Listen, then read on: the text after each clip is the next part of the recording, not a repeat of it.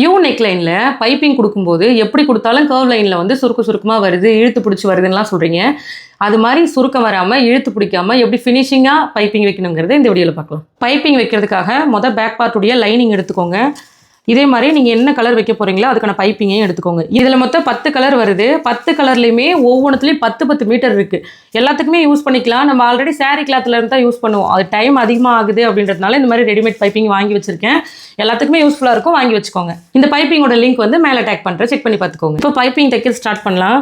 First பைப்பிங்கை வந்து இந்த மாதிரி வச்சுட்டு இந்த பைப்பிங்க்கு ஓரமாக நம்ம வந்து தையல் போட்டுகிட்டே வரணும். பைப்பிங் தைக்கும்போது சிங்கிள் ஃபுட்டர் வந்து மாற்றிக்கோங்க.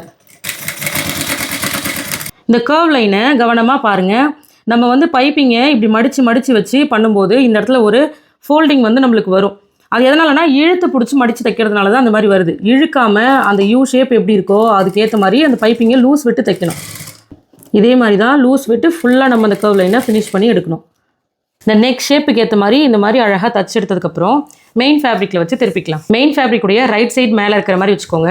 பைப்பிங் வந்து இந்த ரைட் சைடை பார்த்து இருக்கணும். இந்த மாதிரி கவுத்தி போட்டுட்டு இப்போ ஒரு தையல் போட்டிருக்கோம்ல, அந்த தையலுக்கு மேலேயே இன்னொரு தையல் போட போகிறோம். இந்த மாதிரி தச்சதுக்கப்புறம் உள்ளே இருக்க எக்ஸ்ட்ரா கிளாத்தை கட் பண்ணி விட்டுடலாம். இந்த மாதிரி கட் பண்ணதுக்கப்புறமா இந்த கர்வ் லைன்லலாம் சுற்றி நம்ம வந்து இது மாதிரி கட் பண்ணி விடணும்.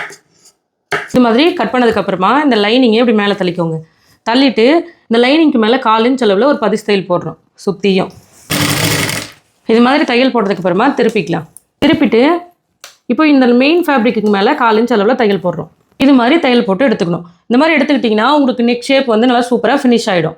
அடுத்த வாட்டி தைக்கும்போது இதே மெத்தடில் ட்ரை பண்ணுங்கள். இந்த கர்வ் லைனில் சுருக்கம்லாம் வராமல் இந்த மாதிரி நீட் ஃபினிஷிங்கில் உங்களுக்கு கிடைக்கும். ப்ளவுஸ் கிளாஸ் ரீஜா உலகம் டைலரிங் ஆப்பில் இருக்குது. நீங்கள் கற்றுக்கணும்னு விருப்பப்பட்டீங்கன்னா ஜாயின் பண்ணி கற்றுக்கோங்க. நமக்கு தெரிஞ்ச விஷயத்தை நம்ம மற்றவங்களுக்கும் சொல்லிக் கொடுப்போம்.